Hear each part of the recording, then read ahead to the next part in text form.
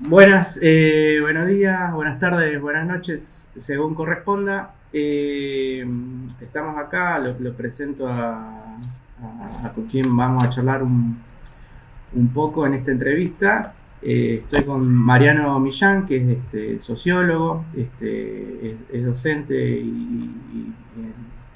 e investigador, tiene una tesis doctoral sobre la historia del movimiento estudiantil, centrada eh, como parte de sus investigaciones que se centran también en repasar la historia del movimiento estudiantil en Tucumán y también su relación con el movimiento obrero, sobre todo en el periodo que se inicia en los 60 y que, bueno, que se corta abruptamente con el golpe militar del 76. Yo le había propuesto a Mariano hacer esta conversación porque se están cumpliendo por estos días 50 años del Quintazo, que fue una de las jornadas que tuvieron lugar a lo largo de una semana acá en Tucumán en 1972, donde fue parte del ciclo de ASOS, como se conoce, a todas esas series de acciones protagonizadas con diferentes características, pero con el punto en común, donde hay una intervención obrero estudiantil, que marcaba un periodo de la lucha de clases entre los 60 y los 70 en Argentina. Aprovechando que Mariano tiene publicado varias investigaciones junto a otros colegas respecto al tema, me parece importante este, su presencia también para aportar más elementos para conocer esta experiencia. ¿Qué tal, Mariano? Muchas gracias, bienvenido. No, muchas gracias a vos, Maxi, y a los compañeros y compañeras de la Izquierda Diario. Y es un gusto bárbaro poder hablar de las luchas estudiantiles en Tucumán en los 60 y 70, que son tan importantes para la historia del movimiento estudiantil y de las izquierdas en nuestro país. Este, Así que sin duda es un gusto.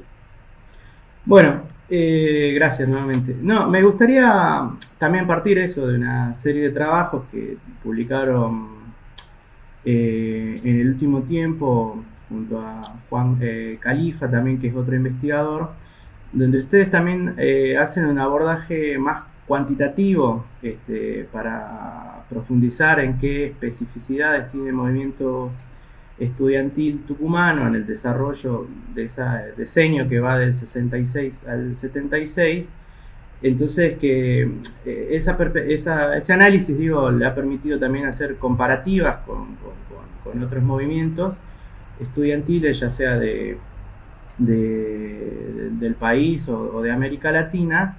Y en ese sentido me gustaría que empecemos un poco por el final también, que es una conclusión a la que llegan ustedes en uno de los trabajos publicados del año pasado, donde afirman que hay una sinuosa trayectoria del movimiento estudiantil de la UNT de Tucumán, que no tiene parangón en la Argentina y que tuvo una capacidad de lucha superior en comparativa con otros movimientos estudiantiles.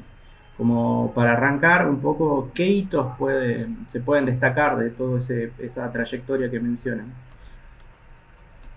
Bueno, en principio te diría que el movimiento estudiantil de Tucumán, si uno mira la cantidad de acciones que se pueden registrar en la prensa del país, de circulación nacional y de circulación local, advierte que el movimiento estudiantil de Tucumán ha sido protagonista de casi tantos enfrentamientos como, por ejemplo, el movimiento estudiantil de Buenos Aires, ¿no? Que además está más representado en la prensa por eh, obvias de que Buenos Aires es la capital del país. Y sin embargo, el movimiento estudiantil de Tucumán tiene una base de alumnos que es muchísimo más chica que la base de alumnos que tiene la UMA, ¿no? Es decir, en Tucumán se hicieron tantos o más acciones de enfrentamiento a los estudiantes que en Buenos Aires, siendo en algunos periodos 10 veces menos, ¿no? Entonces es impresionante el nivel de activismo que había en Tucumán en los años 60 y 70. Eso es un primer dato, ¿no? Y si uno lo compara con otras ciudades donde hubo ASOS, bueno, también es verdaderamente, se destaca la cantidad de acciones. Claro, El ahí. segundo dato importante es que el movimiento estudiantil de Tucumán ha sido el que ha tenido más... Perdón, ¿sí? No, no, adelante, adelante. Sí. Decía que el movimiento estudiantil de Tucumán ha sido de los que han concentrado a proporción de acción directa y acción directa con ejercicio de la violencia popular, ¿no? Entonces ese es otro dato relevante del asunto. Y otro de los datos relevantes del asunto es la gravitación de las corrientes de izquierda, ¿sí? Es decir, las corrientes marxistas y en algunos casos algunos pequeños grupos anarquistas. En Tucumán hay menos, ¿sí? Pero algo hay en Córdoba algunos grupos anarquistas también, pero tiene un peso muy relevante en comparación con otros lugares, y dentro de las izquierdas no estamos incluyendo al Partido Comunista, que en general lo incluimos en el conglomerado de las agrupaciones reformistas de la reforma universitaria, ¿no? Pero el Partido Comunista en Tucumán, en el movimiento estudiantil, también tenía importancia, ¿no? Después, cuando uno mira lo que era el reformismo universitario, en Tucumán se destacaba una agrupación que era, digamos, el MNR, ¿sí? que era ligada al Partido Socialista Popular, y el MNR, si bien era reformista, tenía mucho de sus ideas, anclajes en el marxismo, ¿no? Entonces, ahí uno ve que reformistas y marxistas, que son los grandes protagonistas de las luchas estudiantiles de los 60 y 70 en el país, tienen un peso de las ideas de la izquierda, del lugar del marxismo, muy importante. En el caso de Tucumán, naturalmente es un lugar de mucho peso de la izquierda en el movimiento estudiantil, por una parte las agrupaciones de base ligadas al PRT, luego llamado el PRT Combatiente, que tiene mucho peso en varias facultades, pero también hay otras corrientes muy fuertes. Por un lado Faudi, ¿no? Ahí nombraba hace un rato en la conversación previa a una colega que se llama Silvia Nassif, que estudió el movimiento obrero y el movimiento estudiantil en Tucumán, que tiene 2 libros excelentes. Tucumán en Llamas es el último. Bueno, Silvia es nieta de una militante histórica y sobrina también de militantes históricas. Rosa Nassif fue una dirigente estudiantil muy importante de Tucumán. También destacar ahí que en Tucumán hay muchas, en comparación con otros lugares del país, hay varias dirigentes mujeres en el movimiento estudiantil. Rosa es una de ellas, y bueno, son de la corriente del Faudi, que es afín al PCR, ¿sí? Al Partido Comunista Revolucionario. Otra corriente importante son los grupos ligados a vanguardia comunista, ¿sí? Que tienen su peso, por ejemplo, en ingeniería. Y eso también hay que destacarlo. El grupo se llamaba la TUPAC, Tendencia Universitaria Popular Antiimperialista de Combate. Es decir, hay una fuerza importante ahí, y también está los grupos ligados a lo que luego va a ser el PST, ¿sí? que son algunos grupos que se ligaron al PRT. La mayoría quedó del lado del PRT, pero los grupos del PST tenían su presencia luego en la universidad. Es decir, el movimiento estudiantil tucumano tiene una fisonomía con una gravitación de las agrupaciones de izquierda más alta que en otras ciudades, donde también era alta, ¿no? Es decir, el movimiento estudiantil de los 60 y 70 tiene mucha presencia la izquierda política y la izquierda marxista, pero en Tucumán era más pronunciado este fenómeno. Entonces, bueno, y yo tendría que poner algunos hitos y algunas características. Además diría una cosa, ¿no? Que para mí le da mucho valor y habla de la valentía del movimiento estudiantil de Tucumán, que tiene que ver con que el movimiento estudiantil de Tucumán fue, al menos en 2 ocasiones, el salmón del movimiento estudiantil en el país, es decir, contra la corriente. ¿Por qué? Porque en el año 66 se produjo un golpe de Estado que intervino las universidades nacionales, suprimió el cogobierno, las formas de democracia interna que existían en la universidad, siempre una democracia muy tutelada, muy cuestionable por los claustros, por las cosas jerárquicas que tiene, pero bueno, había algún sistema institucional democrático, y bueno, en el 66 el golpe de Estado de Onganía supone una intervención a las universidades porque consideraba que allí existía un núcleo de la llamada subversión comunista, ¿no? Entonces, aquí el movimiento estudiantil tucumano participó de la resistencia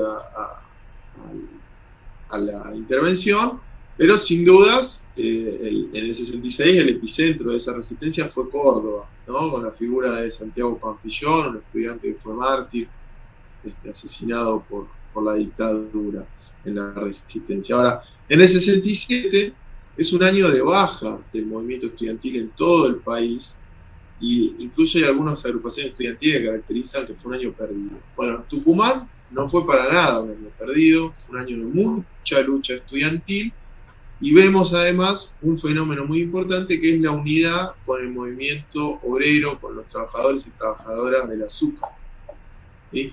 Ahí está el proceso de la transformación de la industria azucarera en el país, que implicó un cerrojazo de montones de ingenios en la provincia, y ese proceso de cierre desata una enorme resistencia, y ya en enero tenemos el asesinato de Hilda Guerrero Molina, ¿sí? Y en esos episodios de resistencia hay participación estudiantil.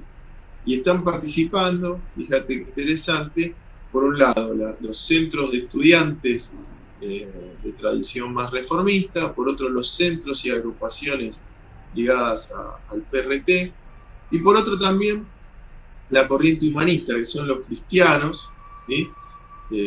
Social cristianos, que digamos tienen muchas diferencias con el reformismo, que en un primer momento pensaron que el golpe de Estado iba a tocar un gobierno nacionalista y que ellos iban a poder apoyarlo, y luego se tuvieron que tirar atrás porque esa caracterización era absolutamente errónea, ¿no? Luego en el 67 tenemos un proceso de resistencia estudiantil y de apoyo.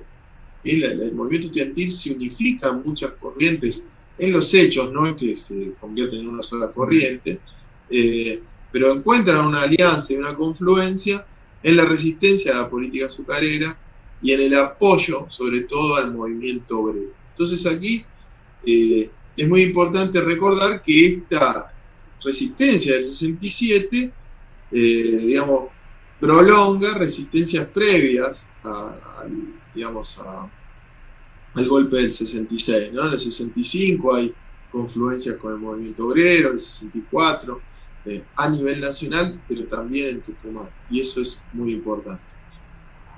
Otro hito importante es el 50 aniversario de la reforma, en el 68, de la reforma universitaria, porque allí encontramos la reivindicación del movimiento estudiantil, de la reforma, una huelga universitaria muy grande, manifestaciones, y sobre todo la unidad con los trabajadores, actos con la FOTIA, enfrentamientos obreros estudiantiles con la policía, en los actos o reuniones de defensa del legado de la... Bueno, como venía diciendo sobre el año 70, la crisis universitaria era generalizada en el país. Eso es uno de los elementos de la Argentina me van a matar ahí en Tucumán si digo la Argentina del Cordobazo, ¿no? Porque en realidad es la Argentina de los Azos, pero efectivamente la Argentina a partir de mayo del 69, uno de los grandes elementos que componen el diagnóstico es que hay una enorme crisis universitaria, que después de 3 años de dictadura el régimen no tiene nada ninguna conquista en el sistema universitario para decir que consiguió hacer algo que se proponía, y sobre todo lo que pasa es exactamente lo contrario, ¿no? Que en el sistema universitario ellos se habían propuesto desterrar a la izquierda y sobre todo desterrar a la política para desterrar a la izquierda. Bueno, en realidad la izquierda es mucho más fuerte que en el 66 y la participación política, gremial, estudiantil es mucho más fuerte que 3 años antes. Y lo más importante, está mucho más enclavada esa discusión política en el clivaje revolución contra revolución, ¿no? Si tenemos un largo ciclo de los años 60, que podemos ubicar por lo menos su comienzo en el año 56-58, con el laico libre, que es la militancia estudiantil, va radicalizándose, ¿no? Como ha mostrado, por ejemplo, Juan Sebastián Califa, para el caso de Buenos Aires, tenemos a Naila Plis 10 para el caso de La Plata. Bueno, esta larga oleada de militancia estudiantil que va identificándose cada vez más con la izquierda y con la discusión la inserción de los problemas universitarios en el contexto de la Guerra Fría, pero entendida no solo como disputa geopolítica, sino como disputa entre revolución y contrarrevolución. Bueno, a partir del 69 eso tiene una temperatura mucho más alta. Y verdaderamente Tucumán es uno de los epicentros, y el año 70 tenemos dos momentos. Hay la lucha por el ingreso irrestricto en el verano del 70, como en todo el país, pero la peculiaridad de Tucumán es el tucumanazo original, de noviembre del 70, ¿no? Que arranca con una crisis en el comedor, y acá también es importante entender el lugar que ocupaban y todavía siguen ocupando algunas de estas instituciones, como el comedor, que fue el detonante de la crisis en el 69 en Corrientes, con el intento de privatización, y que es también el detonante de los conflictos por la gestión del comedor en el noviembre del 70 en Tucumán. Esto, acá me parece también que es central entender que los conflictos estudiantiles empiezan, en esta época ya pasaba recurrentemente, pero empiezan a tener una importancia en la conflictividad social más general, porque por una parte los estudiantes salen a las calles y por otra parte los estudiantes, además de apoyar a la clase trabajadora, reciben el apoyo, ¿sí? Los y las estudiantes reciben el apoyo de la clase trabajadora, ¿sí? Y es un apoyo que en general incluso dinamiza sectores sindicalizados, sectores de base, y que en la conflagración más general en las ciudades encontramos un fenómeno también muy peculiar de estas grandes revueltas, que es también la participación de pobres de la ciudad, ¿sí? Es decir, digamos, habitante de barrios precarios, langarines, ¿sí? Que se unen a la masa, y en el caso tucumano, esto no pasó exactamente así. Por ejemplo, en Córdoba encontramos las dificultades de la propia policía, las internas de la propia policía en noviembre del 70, que hace que la población tenga una capacidad todavía mayor de tomar el control de la ciudad, ¿sí?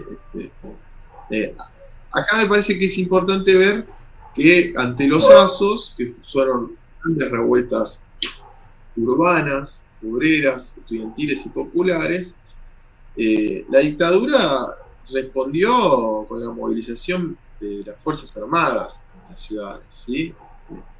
Y bueno, allí se establecieron enfrentamientos ya en un nivel de diferencia de poder, de violencia material muy alta la diferencia, ¿sí?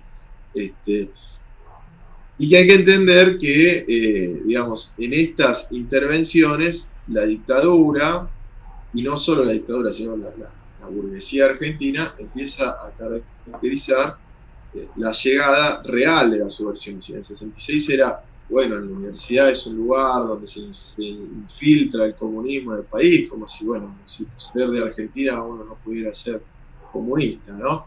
Bueno, se infiltran en el país los comunistas, eso parece una especie de fantasma, con el cordobazo, los tucumanazos, etcétera, es un diagnóstico real y la estrategia represiva empieza a tomar cambios, a notar esos cambios. Ya no es una estrategia de solo tirarte los caballos encima, solo, digamos, la policía, sino que empieza a haber, a hacerse uso de la guerra sucia. ¿Sí? Hacerse uso cada vez más recurrentemente, a partir de 70, 71, 72, de la guerra sucia, de formas clandestinas de represión, de secuestros, de cosas ilegales, ¿sí? Eso empieza a ocurrir como forma de aterrorizar, o intento de aterrorizar. Todavía no tienen la magnitud que va a tener en Tucumán a partir del operativo Independencia, el 74, ¿sí? y luego ni hablar de la dictadura, ¿no? Pero esto empieza a ponerse sobre la mesa. Entonces tenemos otro hito, ¿sí?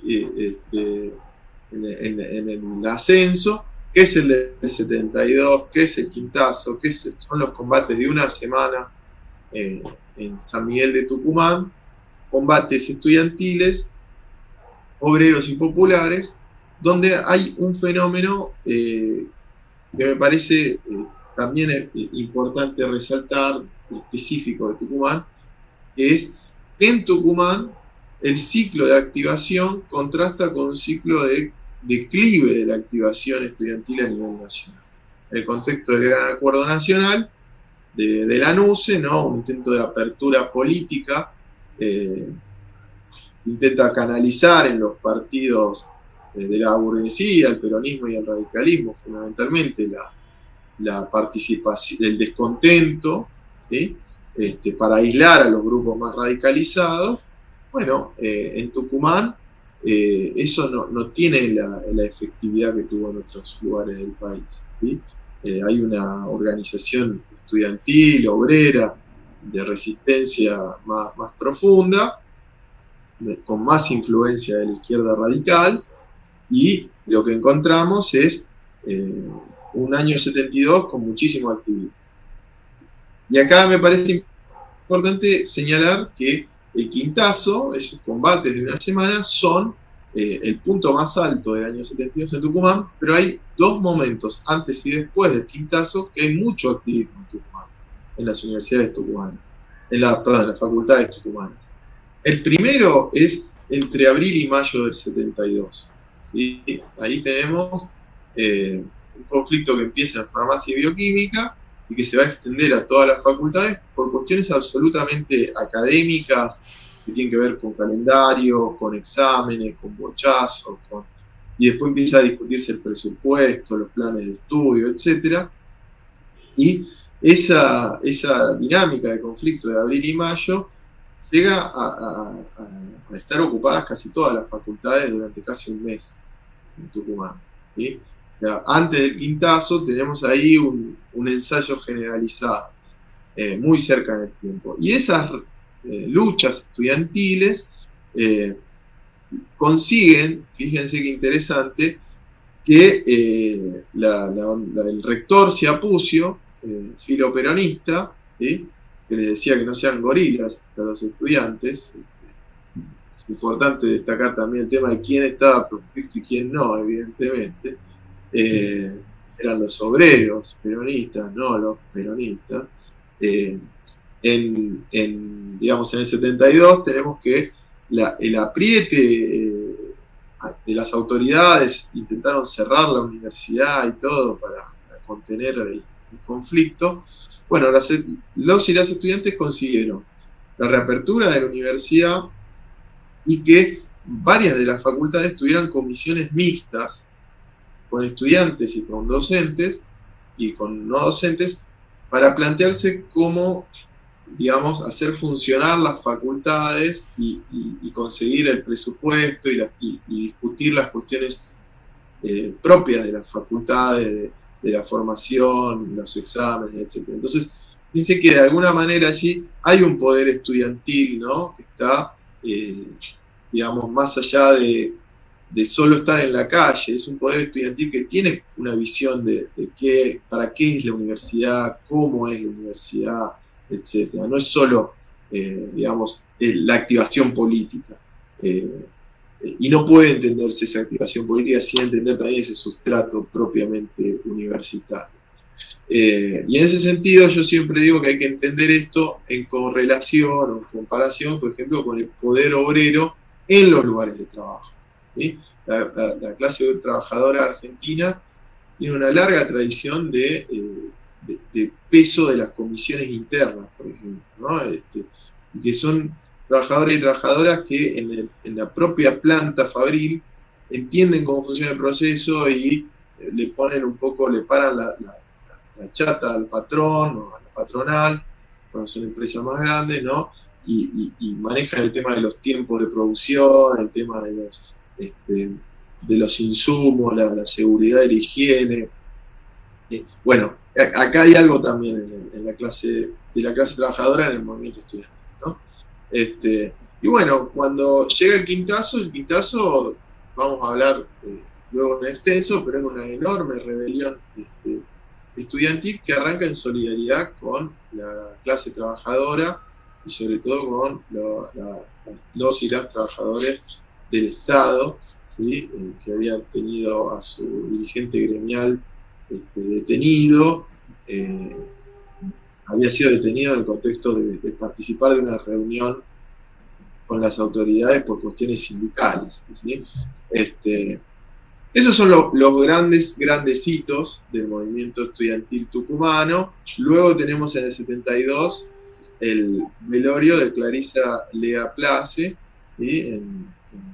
en Tucumán, que se hace en la universidad, y que ella es una compañera, era una compañera del PRT-ERP, había sido asesinada en la masacre de Trelew, ¿sí?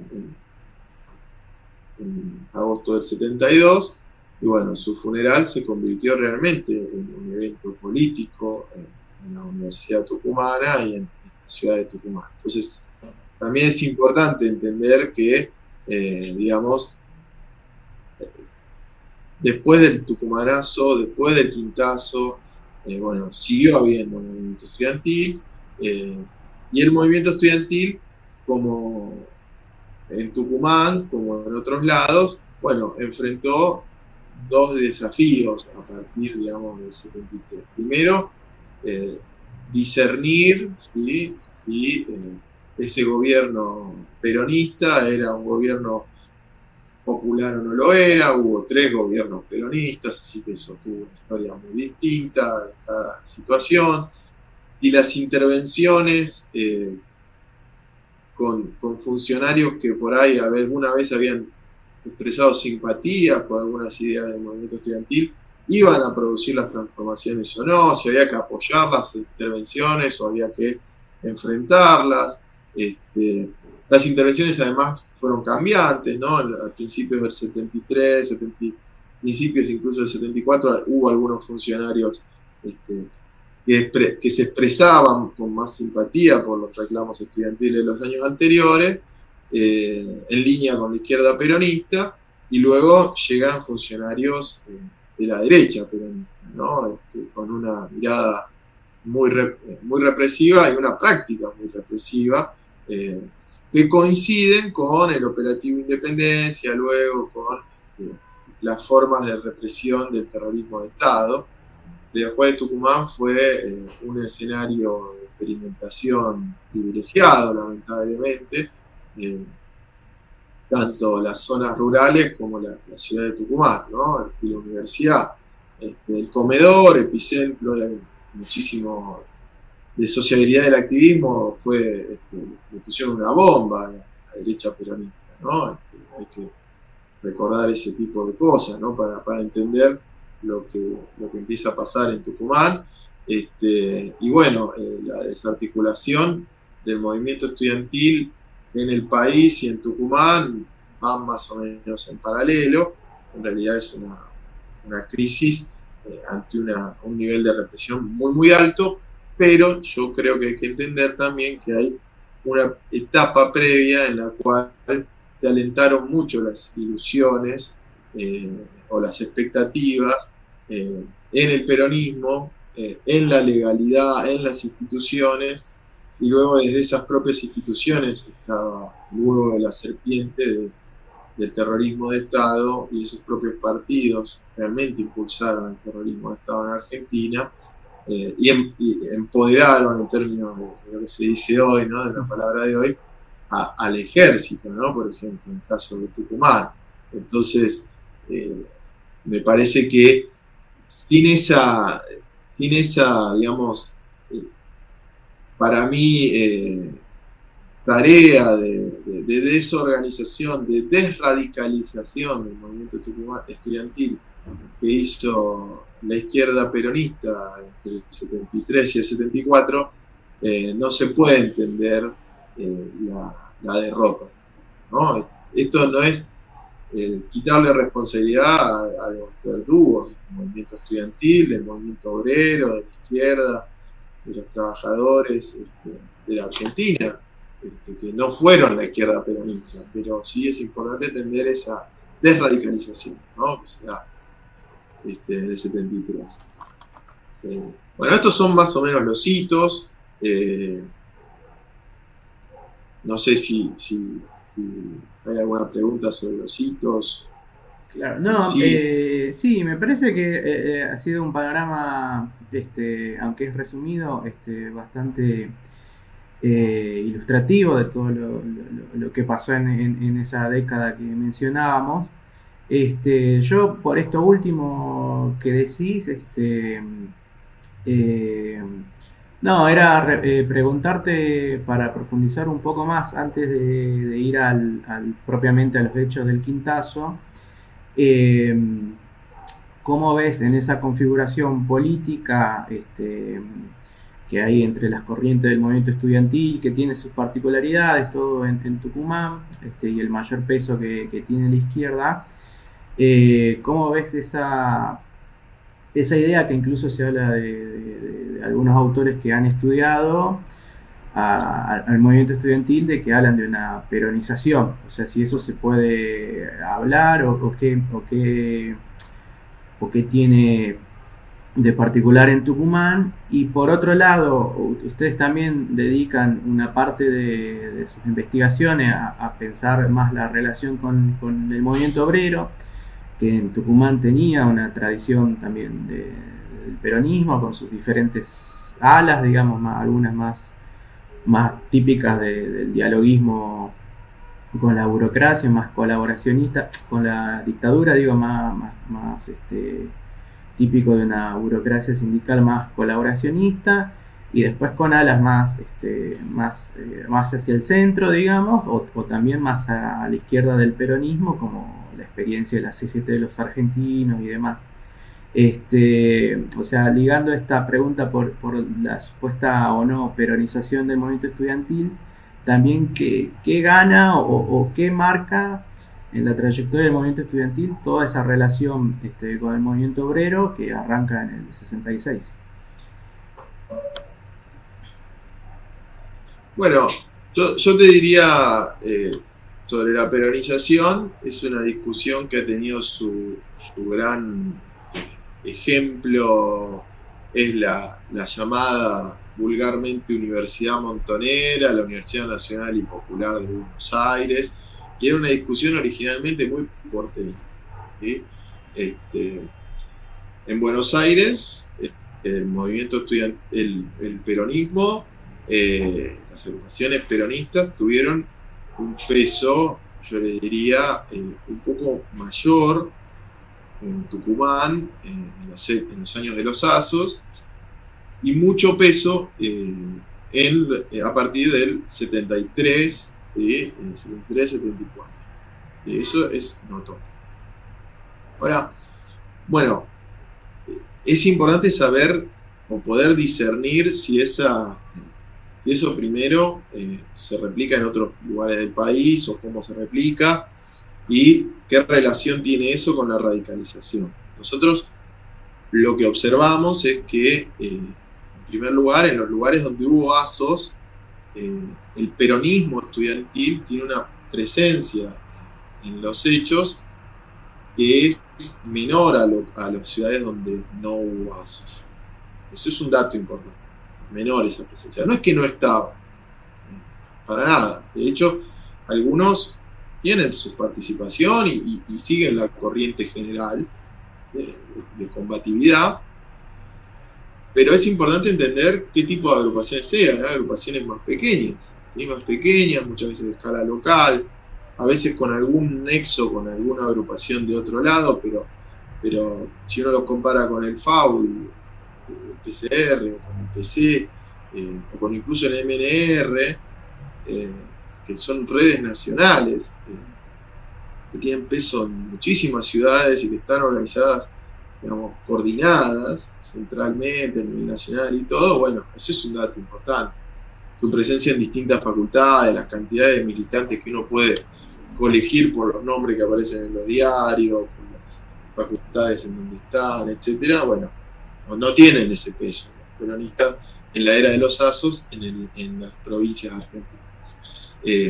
Donde sí uno encuentra que tienen un poquito más, pero no necesariamente conducen, el conjunto es en la UBA, y en muchos casos hay que hacer algunas aclaraciones sobre eso, ¿no? Por ejemplo, el FEN, ¿sí? Frente Estudiantil Nacional, que fue la principal agrupación estudiantil peronista en Buenos Aires, que tenía presencia en algunas universidades como Córdoba, Rosario. Bueno, esa agrupación es una agrupación que surge de una ruptura del Partido Socialista y del reformismo en el 66, en el 75-66. Entonces, y es una agrupación que ve, digamos, el giro primero hacia un nacionalismo y buscar en el nacionalismo a quién buscar al peronismo. Del FEN era el padre de Juan Grabois, ¿sí? Roberto Pajarito Grabois, sociólogo. Después hay como una especie de sobrerepresentación, a veces en los estudios sobre el tema, porque, digamos, hay un nexo hasta discipular muchas veces, que muchos profes peronistas fueron estudiantes peronistas en los 70 y cuentan sus experiencias, y bueno, por ejemplo, nos cuentan de las revistas que tenían, las ideas que tenían. Algunas de esas revistas están buenas, pero hay que entender que son experiencias acotadas en comparación con una huelga nacional estudiantil, ¿no? Entonces, bueno, mirá, teníamos una revista que sacamos 6 números. Éramos 10 profes y 7 estudiantes de filosofía y letra de la UBA. Bueno, está bien, está buena esa experiencia, y hay que comprenderla, forma parte de ese contexto, pero es una participación acotada, digamos, una contribución acotada. Para el 73 tienen mucho peso, y ahí es la pregunta, si el 73 es la realización de algo que se venía gestando, o es más una irrupción. Y lo que uno puede darse cuenta es que tiene más que ver con un carácter, digamos, de irrupción, de un cambio de tendencia. Y ese cambio de tendencia obedece a que el peronismo llega al poder en el país y en la universidad. Entonces, militar, hay algo también de un entusiasmo, de una primavera, ¿sí? Del clima de una primavera, pero las características de la militancia en el 73 son relativamente distintas a las militancias anteriormente. En principio porque no es una militancia opositora. Y eso es un dato fundamental, ¿no? Una cosa es ir a militar cuando vos estás en contra del gobierno, la policía te aprieta, tiran los caballos. Y otra cosa es ir a militar cuando vos sos gestión. ¿No? Eso, y la forma de los hechos son muy distintos en el 73 y antes del 73, ¿no? Enfrentamientos versus reuniones multitudinarias. Por más que se expresen a veces ideas muy, muy interesantes, muy cercanas a la izquierda política, ¿no? La liberación nacional, la liberación popular, etc. Pero son reuniones que no son atacadas por la policía, digamos, hay una forma muy distinta de la militancia, ¿no? Eso por un lado. Entonces, yo podría decir que la peronización es un fenómeno que tiene más que ver con la moderación o un proceso de moderación a partir del 73 que ser el motor de la radicalización, ¿no? Parece que el motor de la radicalización son los propios enfrentamientos que se dan en los años fines de los 60, que tienen raíces muy profundas anteriormente, decía, desde los 50, y que en todo caso habría que ver en qué medida, ¿sí? Las propias corrientes peronistas no empiezan a ver con interés militar en la universidad, justamente porque es un lugar donde pasan cosas, ¿no? Contrariamente a la idea que tenían muchas corrientes peronistas de la isla democrática, ¿sí? que digamos, el peronismo está proscrito y la universidad y política es una isla democrática. Bueno, muchas corrientes peronistas se dieron cuenta que en la universidad había mucha combatividad, que si querían gobernar el país tenían que tener un pie en la universidad. Entonces, quizás tiene más que ver con eso. Yo en realidad diría, es tan fuerte lo que pasa en la universidad y la fuerza que tiene la izquierda en los años 60 que hasta los peronistas se hacen de izquierda, y no al revés, que es tan fuerte el peronismo que la izquierda se hace peronista. No, yo diría, el peronismo toma ideas de la izquierda porque es muy fuerte la izquierda, ¿no? Y el peronismo va a la universidad porque es muy fuerte lo que está pasando en la universidad para el país y en el mundo en general. Entonces, bueno, eso hace que tengan una presencia que quizás no tenían en los 50 o en los 60. No debe olvidarse que el peronismo fue profundamente represivo en la universidad durante los gobiernos de Perón en el 46 y el 55, ¿no?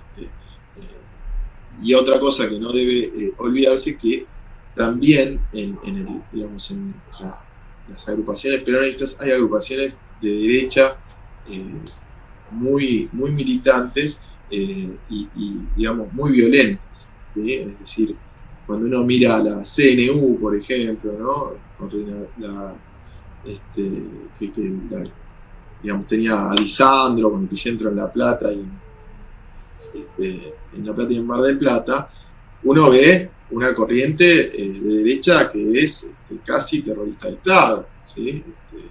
Y puede ver otras agrupaciones chiquitas, ¿sí? Que son realmente a veces sellos de goma, que están ahí lindando entre el servicio de inteligencia, la policía, etcétera, y algunas agrupaciones como el Sindicato Universitario de Derecho, que es una agrupación falangista, ¿sí? Que reivindica la falange española. Bueno, eso también es el peronismo en la universidad en los 60 y 70, ¿no? No es todo, digamos, la liberación nacional. Y esa gente ha cometido crímenes de lesa humanidad. Algunos incluso están judicializados y todo. La causa de la CNU es bastante conocida. Hay dirigentes, por ejemplo, Hugo Moyano está involucrado con la represión a los universitarias de Mar del Plata, entre otros universitarios, obreros, ¿sí? Que estaba ligado a la CNU, Hugo Moyano, ¿no? Entonces, bueno, es realmente discutible que la peronización sea el motor de la radicalización. Y respecto con el movimiento obrero, y en el caso de Tucumán, es muy importante resaltar, bueno, una cuestión antes de pasar a la relación con el movimiento obrero, En el caso de Tucumán, la JUP, cuando se forma, la Juventud Universitaria Peronista, está aliada al MNR. ¿Sí? En el 73 participan subordinados al MNR. Y en otras universidades en el 73 no participan. En Rosario no participan como juntos con las elecciones estudiantiles, en Córdoba tampoco. Entonces, digamos, ¿qué relación tiene con los ASOS?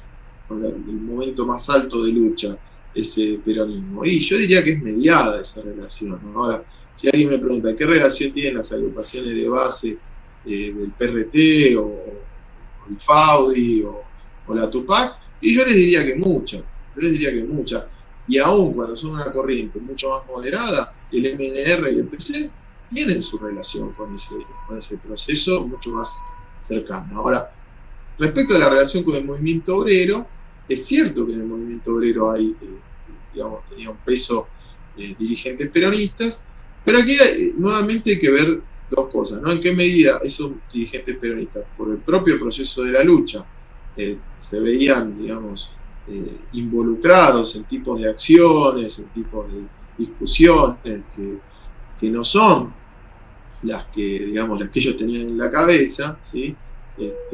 Y por otra parte que eso también los va involucrando en alianza con otros sectores.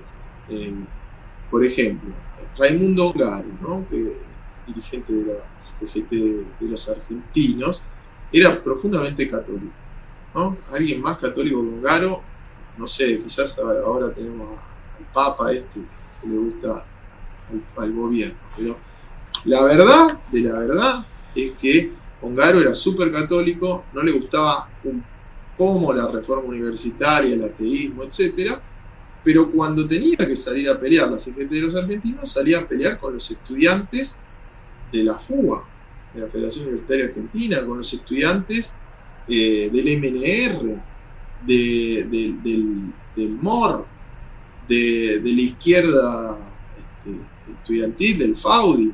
¿Sí? ¿Por qué? Y bueno, porque eran los que tenían la capacidad, por ejemplo, de parar la universidad, los que tenían la capacidad de desatar un conflicto generalizado en algunas ciudades. Por más que, digamos, tuvieran un chofer que era un estudiante peronista, bueno, pero los hechos es que tenían una cercanía práctica que va más allá del dogmatismo, ¿sí? Del principio, porque eran los que podían pelear, ¿sí? Y los estudiantes también reconocían esas diferencias ideológicas, los y las estudiantes, pero entendían que, bueno, que en la lucha se dirimirán las diferencias ideológicas, pero hay un enemigo enfrente, que es la dictadura, que es el imperialismo, la burguesía argentina, y bueno, iban hacia adelante con eso, ¿no? Entonces, en Tucumán ocurre lo mismo, incluso hay escenas de bastante disputa, ¿no? Con la FOTIA, el movimiento estudiantil increpa fuertemente a la FOTIA, por ejemplo, en mayo del 69, si van a acompañar o no el proceso de insurrección generalizado en Córdoba, en Rosario, en Tacuarembó, en Corrientes. Bueno, ¿qué van a hacer ustedes? ¿No? ¿Van a quedarse acá frenando el asunto? O sea, pero es una discusión entre quienes están peleando, ¿no? Eso es muy importante. O sea, más allá de la reivindicación o no de determinadas ideas, es quienes están peleando. Y fíjense una cosa, ¿no? Como prueba totalmente indiscutible, no es el lucha y vuelve en el 69 lo que mueve, digamos, al movimiento obrero. Es otra cosa. En relación al quintazo, vos ya habías dado un primer paneo de ese año 72 y de lo que implicó un poco en relación a la experiencia previa del movimiento estudiantil, pero también más de conjunto lo que fue para la lucha de clases más en Tucumán. Ya habías mencionado ese antecedente de ese mes de abril-mayo con ocupaciones de facultades, todo, que ahí yo te agrego un detalle, que además de esas cuestiones académicas también comenzó una reivindicación que en un sentido tiene su actualidad, que era la relación que tenía la universidad en la minería, que en ese momento los estudiantes también empiezan un proceso de protesta, incluyendo su negativa a una licitación que querían hacer para entregar los yacimientos, claro, los yacimientos que pertenecen a IMAD a una multinacional que bueno, que hasta el día de hoy es una disputa esa relación con un recurso natural. Ya habías mencionado ese antecedente, entonces yo, para más adentrarnos en los hechos de que fue el Quintazo, vos mencionás unas 3 etapas o 3 momentos, para ser más precisos, en esos hechos que van del 21 al 27 de junio. ¿Qué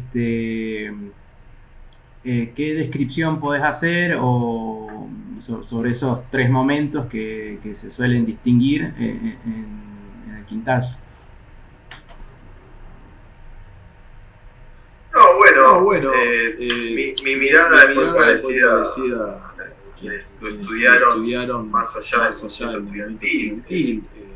Son Krenzel, la misma Silvia Nassif, Rubén Kotler, ¿no? Es decir, es un primer momento caracterizado por el movimiento estudiantil en defensa de, en primer lugar, de los trabajadores, ¿no? Y hay las primeras manifestaciones, en el 21, hay una especie de intento de engaño de las autoridades provinciales sobre la supuesta solución de los conflictos estatales, policiales, que incluyeron la detención del dirigente sindical de los estatales, y esos enfrentamientos, vamos a decir que entre el 21 y el 23 tienen una lógica, ¿no? Enfrentamientos de calle, donde en la zona de la Quinta Agronómica empieza a despuntar realmente la actividad estudiantil como el gran protagonista de los enfrentamientos de esos días. Ahora, aquí hay una cuestión que es verdaderamente importante, que desde muy tempranamente uno va observando la solidaridad de las organizaciones vecinales, barriales, ¿sí? que marca un poco el fenómeno de que no se trata solo de una protesta estudiantil, ¿no? El segundo momento está hoy, justo es el cincuentenario, ¿no? El asesinato de Villal, ¿no? Es estudiante lo asesinan. Es importante entender que justamente el tema de la solidaridad del barrio, el tema de las formas que va asumiendo la represión ante la lucha de calles, porque no es solo una represión, digamos, frontal para desalojar la calle, hay una especie de búsqueda de casa por casa, ¿no? Y también cómo la población va refugiando estudiantes, trabajadores, lucha, etc. Y aquí ese asesinato, como otros anteriormente en otras revueltas urbanas o estudiantiles y populares, despierta una amplificación, ¿no? Porque uno tiene ahí, en primer lugar, más solidaridad de la población. Hay una idea que alguna vez se utilizó, que es la del hecho brutal, que le dice el caos, que es eso, ¿no? Que es un hecho que todo el mundo ve tan brutalmente, de características represivas y asesinas de un régimen social, que despierta indignación y apoyo popular en ese momento a quienes participan en las protestas. Entonces ahí, uno encuentra varias cuestiones, ¿no? Desde el suministro y la ayuda para, por ejemplo, de materiales para el combate urbano, ¿no? Está los famosos recortes que hacen llegar los metalúrgicos, de chapa, la célebre y maravillosa onda gigantesca que hacen un árbol en la quinta, que uno ahí va viendo también, ¿no? La circulación en estos hechos, no solo en el Quintazo, porque el Quintazo porque duró 6 días, uno lo ve con su fuerza, ¿no? Impresionante. Uno ve también la circulación de conocimiento de combate urbano que hay entre trabajadores de la industria y estudiantes, ¿no? Y es una circulación que va y viene, saber, ¿no? Porque los obreros también toman algunas de las prácticas que hacían los estudiantes, etc. Ahora, la quinta se va convirtiendo en un bastión, la avenida es verdaderamente, digamos, es intransitable la avenida para las fuerzas del orden, hasta más o menos el 26-27, que ahí tenemos la avanzada represiva a una escala mucho mayor. Ya con incluso algunos pequeños tanques, el nombre del tanque es el Mowag, ¿sí? Y algunas avionetas incluso, digamos, un armamento verdaderamente de guerra, obviamente no tiene el nivel de armamento que utiliza en Ucrania, Rusia, Ucrania, Estados Unidos de la OTAN, etc., pero es importante comprender que aquí hay una disputa concebida militarmente por parte del gobierno, ¿no? Que hay algunos parangones, por ejemplo, en el caso de Rosariazo, ¿no? Donde actuó alguien que luego fue presidente de facto de la Argentina, el Altieri, ¿sí? Que puso artillería, incluso artillería antiaérea puso en las vías del ferrocarril.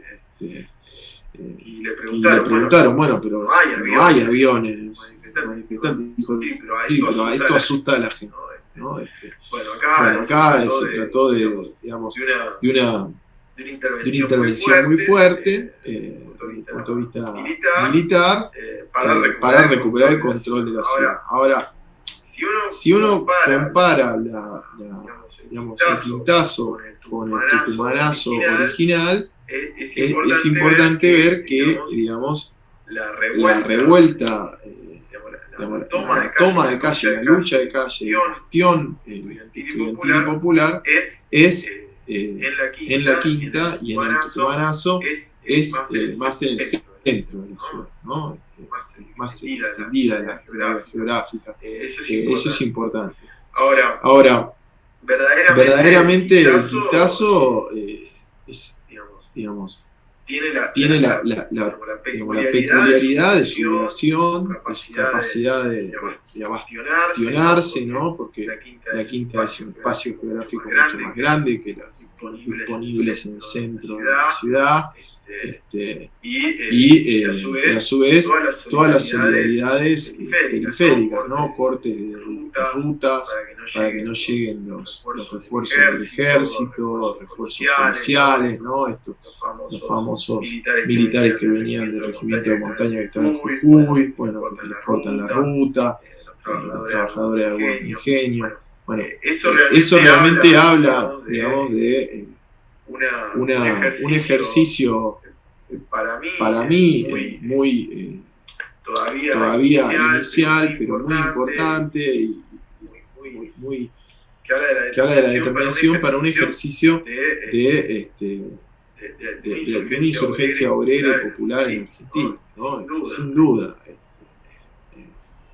Porque, digamos, la solidaridad no es solo agarrar y decir, bueno, los obreros de esta fábrica dijeron que estaban a favor. No, esto es parar un convoy del ejército, intentar hacerlo al menos, ¿no?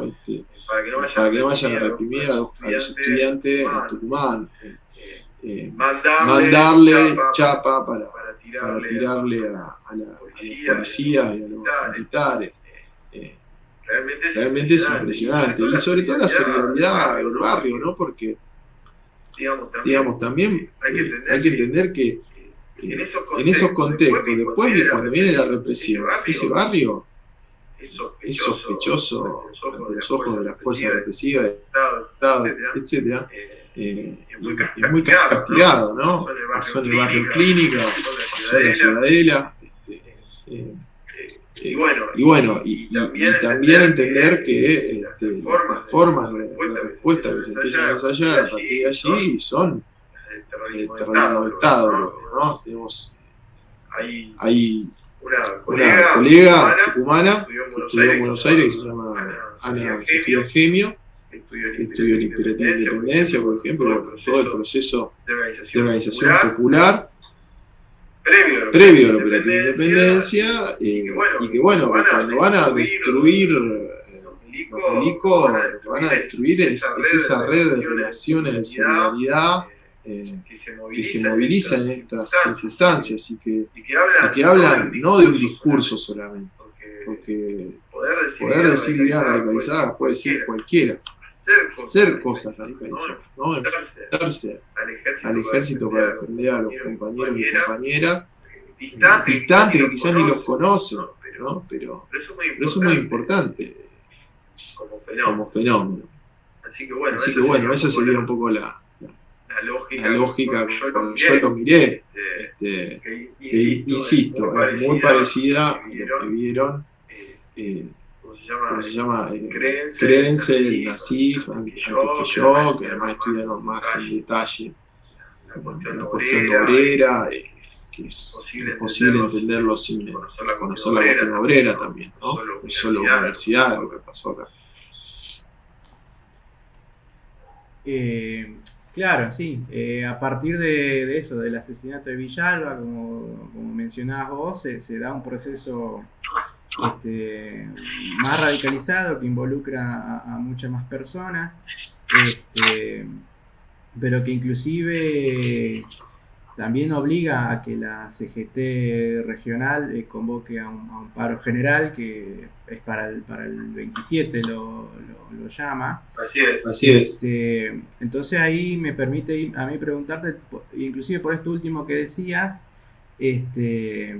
por eso, ¿qué rol pensás que tiene tanto la presencia del movimiento obrero como expresión organizada cuando suceden los ASOS y cuando se nota su ausencia, digamos, que puede ser en parte por una explicación de la actitud que tienen las direcciones gremiales, porque de hecho es un punto de discusión también por qué tiene de distinto el cordobazo en relación al rosariazo o inclusive al tucumanazo o al quintazo, esa presencia más del movimiento obrero organizado. Bueno, justamente la discusión sobre las direcciones sindicales y su participación en los ASOS es súper pertinente. Uno podría decir que en el caso cordobés, paradigmático de a pesar de muchas veces, y en otros casos muy convencidos, son participantes de la revuelta obrera y popular, y hay algunos dirigentes que la impulsaron, sin duda. En el caso tucumano es una relación más tirante, porque efectivamente, y lo vemos luego ya en Huelga del 74, ¿no? La dirección de la FOTIA, que es el sindicato más importante, no ve con buenos ojos esto de seguir adelante indefinidamente con el conflicto, etc., ¿no? Pero también hay que entender la presencia de la militancia de base, ¿no? Porque digamos, uno puede ver el rol de dirigencia muchas veces cuando la base actúa de otra manera, ¿no? Es decir, uno no siente el peso del aire hasta que intenta correr, ¿no? Es así, y me parece que, bueno, justamente llamando a la huelga cuando ya el movimiento está barrido por la fuerza militar, ¿no? Pero en Rosario tenés una situación más ambivalente, ¿no? Porque en el 69 tenés los dos hechos de mayo y de septiembre, y en el medio ya tenés el desarme de la CGT de los argentinos, pero la vuelta de septiembre es motorizada por ferroviarios, ¿no? Que logran, digamos, imponer, o sea, su conflicto logra transformar la escena en una revuelta generalizada. En mayo no es así, en mayo está en apoyo los ferroviarios a los estudiantes, ¿no? Es esa diferenciación que hace un autor que se llama Bow, ¿sí? De Rosario, el profe de historia. Pero bueno, las direcciones sindicales en Argentina en general han sido muy refractarias. De hecho, una de las explicaciones que tenemos los porteños, se van a reír ustedes allá, es que aquí no tenemos un ASO porque estaba el epicentro de la burocracia sindical, ¿no? Que gestionaba el conflicto y amortiguaba permanentemente la conflictividad en las zonas fabriles periféricas de Buenos Aires, etc. Esas hipótesis contrafácticas, pero es importante eso, ¿no? Es importante el rol de la dirección política, porque yo creo que si uno mira los años 60 y 70, hay algo muy interesante, que es la sociedad era mucho menos desigual que ahora, y las condiciones de vida gente más pobre eran mucho mejores que ahora. Entonces uno diría, bueno, ¿por qué? Bueno, ¿por qué? Porque había militancia. No estoy diciendo que no era injusta la sociedad, incluso el nivel de represión era mucho más alto, pero es algo muy importante que es la militancia, la organización, las tradiciones de los movimientos de trabajadores, el movimiento estudiantil, que son lo que explica, y también son lo que explica a veces las limitaciones, muchas veces, ¿no? Uno dice, bueno, hay un montón de lucha de base, pero esto no, somos derrotados porque, bueno, la dirección no pudimos conquistar la dirección de los sindicatos, y la dirección del sindicato arregla lo más rápido que puede, ¿no? Porque ellos tienen el negocio de ellos en la paz social, no la revolución. Es importante entender también que parte de las direcciones de la burocracia sindical ejercieron el terrorismo de Estado. ¿Sí? Hay una zona, yo diría, gris entre ortodoxia sindical y bandas paramilitares, parapoliciales, que actuaron en las fábricas, en los ingenios, en los campos y también en las universidades. Entonces, uno lo puede ver en un primer momento cuando la cosa está muy álgida como frenadores, pero algunos de ellos también empiezan a ser terroristas de Estado, el terror blanco en el país. No digo todos, no digo toda la burocracia sindical, porque después hay que ver por sector y todo, incluso por zona, ¿no? Nosotros, por ejemplo, en el Gran Buenos Aires tenemos algunos intendentes peronistas históricos del urbano que fueron de la UOM, ¿no? Y eran matones de antiobreros en los 70, ¿no? Como por ejemplo Hugo Curto, ese tipo de dirigentes. Pero no todos, digamos, Lorenzo Miguel no era exactamente la triple A, ¿no? Hay fracciones adentro de ellos. Pero bueno, eso es importante también saberlo, ¿no? No es solo que están en contra del conflicto, algunos incluso son de terror blanco. Bien, Mariano, yo creo que hasta aquí ha sido una entrevista bastante completa para conocer este periodo. Obviamente uno se quedaría charlando más, profundizando en muchos otros detalles, pero bueno, desde ya agradecerte nuevamente por esta participación. No, agradecer a ustedes por invitarme a hablar de estas cosas. Uno cuando investiga esto es para que se conozca y la gente que quiere cambiar las cosas, que mucha conozca lo que sabemos, lo que pudimos saber a lo largo de años de investigación, no solo de uno. Yo trabajo con Pablo Bonavena, con Juan Califa, y con otros compañeros y compañeras, y todos los compañeros y compañeras que cité. Hay compañeros y compañeras de Tucumán que inclusive estudiaron los conflictos en distintas ciudades. Si ustedes ven el artículo del Quinto Sol, van a ver que aparecen citadas las personas. Es muy importante. Bueno, Santiago Garaño también, que estudió la educación, Matías Artés, Gabriela Ruffinelli, estudiaron el Proyecto de Independencia, la escuela de Inés Aguirre. Bueno, es mucha la gente que trabajó y que cuando yo escribo algo que cualquiera puede leer, es la forma en la que yo traté de condensar también lo que escribieron otras personas que investigaron también, ¿no? Entonces, bueno, hay un conocimiento colectivo acá de la lucha de los 70 en Tucumán, y que además tenemos que agradecerle mucho a muchas personas que sobrevivieron y que nos contaron sus experiencias y que nos indicaron dónde encontrar, digamos, documentación y todo, porque bueno, en Tucumán la represión fue muy álgida, muy dura, y barrió además de matar mucha gente, se barrió con muchísima documentación. Entonces fue mucha gente rastreando muchos años cosas para reconstruir esto, ¿no? La experiencia de la clase trabajadora es tan importante para tener una visión de qué se puede hacer, ¿no?